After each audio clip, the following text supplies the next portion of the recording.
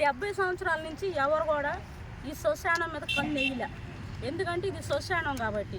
ఇప్పుడు ఎందుకు జరుగుతుందంటే ఇక్కడ హాస్పిటల్ కట్టడం ఒకటి. హాస్పిటల్ ఏంటంటే డబ్బు ఉండేవాళ్ళు కాబట్టి ఏది చేసినా చలామణి అవుద్ది.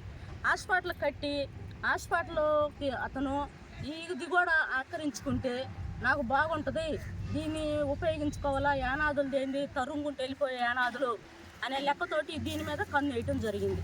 ఇప్పుడు వీళ్ళు కలెక్టర్ గారికి అర్జీ పెట్టారు. కలెక్టర్ గారు ఇది మీదేను అని చెప్పారు. మరి ఎంఆర్ఓ కూడా అట్నే చెప్పడం జరిగింది. మరి పోలీస్ స్టేషన్లో లెటర్ పెట్టడం జరిగింది. కానీ దీనికి ఏ మాత్రం స్పందించలే. వీళ్ళు గొడవలో దిగినప్పుడు సీఎం పార్టీ వాళ్ళని కూడా పిలిచారు. వాళ్ళు వచ్చి సపోర్ట్ చేశారు.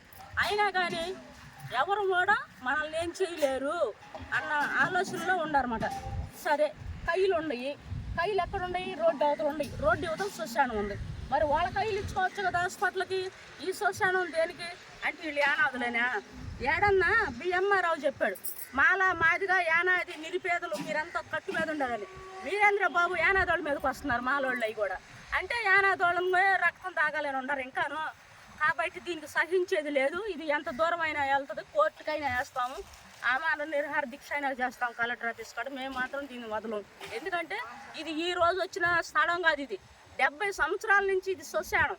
ఈ రోజు వచ్చి ఇది మాకు కావాలంటే నీ హాస్పిటల్ దానాదానం చేయైతే యానాదులకి ఇది నువ్వు తీసుకో, నీ హాస్పిటల్ దానాదానం చేయి. నువ్వు ఎదుటోళ్ళకి డబ్బు పెట్టి వాళ్ళని రౌడీలను తీసుకొచ్చి ఈ యానాదుల మీద రవిజన్ చేసేది ఏంది?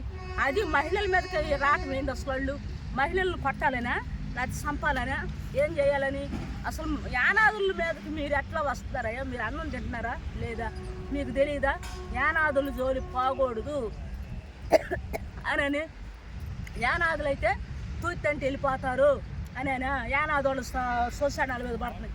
ఎక్కడ పట్టినా యానాదోళ్ళ భూములు, యానాదోళ్ళ శ్మశానాలు, యానాదోళ్ళ ఇళ్ల ప్లాట్ల మీద పడుతుంది. ఏంది?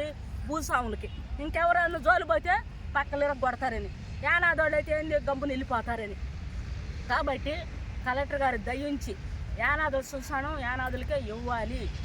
ఇంకొకటి కూడా, ఇక్కడ కోవూరులో ఎమ్మెల్యే ఉంది మహాతల్లి. మరి నిన్ను నమ్మే కదా ఇక్కడంతా ఓట్లేసింది. ఇప్పుడు వీళ్ళు నీ కాడికి రాలా, ఇకను వస్తారు. నువ్వు ఏమి న్యాయం చేస్తావో యానాదులకి? ఆ రోజు నీకు ఓట్లు వేసారు కదా వీళ్ళంతా కూడా. నువ్వు ఇప్పుడు భూస్వాములకి న్యాయం చేస్తావో, ఇటు నిరుపేదల యానాదులకి న్యాయం చేస్తావో మేము రేపు సోమవారం నిన్ను కలవాలని కూడా మేము అనుకుంటున్నాము. కాబట్టి దయించి మాకు వెంటనే ఈ శ్మశానం మాది మాకు ఇవ్వాలని డిమాండ్ చేస్తున్నాం.